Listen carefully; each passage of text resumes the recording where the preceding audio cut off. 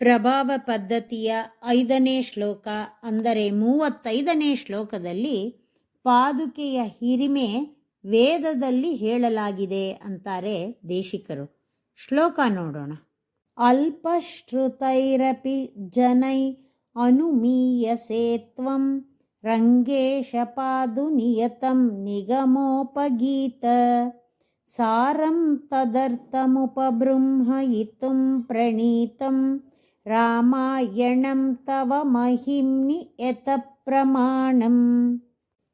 ರಂಗೇಶ ಪಾದು, ಶ್ರೀರಂಗನಾಥನ ಪಾದುಕೆಯೇ, ತ್ವಂ ನೀನು, ಅಲ್ಪಶ್ರುತೈರಪಿ ಸ್ವಲ್ಪವೇ ವೇದಾಧ್ಯಯನ ಮಾಡಿರುವ, ಜನೈರಪಿ ಜನಗಳಿಂದಲೂ, ನಿಗಮ ವೇದಗಳಿಂದಲೂ, ಉಪಗೀತ ಹೇಳಲ್ಪಟ್ಟವಳಾಗಿ, ಅನುಮೀಯಸೆ ಊಹಿಸಲ್ಪಡುತ್ತೀಯೇ, ಯಥ ಯಾವ ಒಂದು ಕಾರಣದಿಂದ, ಸಾರಂ ಅತ್ಯಂತ ಉತ್ಕೃಷ್ಟವಾದ, ತದರ್ಥಂ ಆ ವೇದದ ಅರ್ಥವನ್ನ, ಉಪಬೃಂಹಯಿತುಂ ಚೆನ್ನಾಗಿ ತಿಳಿಯಪಡಿಸುವುದಕ್ಕಾಗಿ, ಪ್ರಣೀತಂ ಮಾಡಲ್ಪಟ್ಟಿರುವ, ರಾಮಾಯಣಂ ಶ್ರೀಮದ್ ರಾಮಾಯಣವಾದುದು, ತವ ನಿನ್ನ, ಮಹಿಮ್ನಿ ಹಿರಿಮೆಯ ವಿಷಯದಲ್ಲಿ, ಪ್ರಮಾಣಂ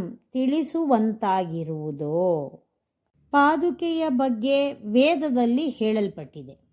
ವೇದಗಳನ್ನು ಅರಿತವರು ಯಾವ ಯಾವ ಜಾಗದಲ್ಲಿ ಪಾದುಕೆಯ ಹಿರಿಮೆ ಹೇಳಿದೆ ಅನ್ನೋದನ್ನ ತೋರಿಸ್ತಾರೆ. ಆದರೆ ವೇದವನ್ನು ಅರಿಯದವರು ರಾಮಾಯಣದ ಮೂಲಕ ವೇದಗಳಲ್ಲಿ ಪಾದುಕೆಯ ಹಿರಿಮೆಯನ್ನು ಹೇಳಿದೆ ಅನ್ನೋದನ್ನ ತಿಳಿದುಕೋಬಹುದು.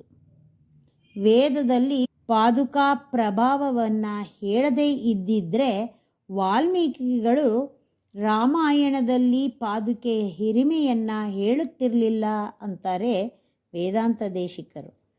ಶ್ರೀಮತೆ ನಿಗಮಾಂತ ಮಹಾದೇಶಿಕಾಯ ನಮಃ.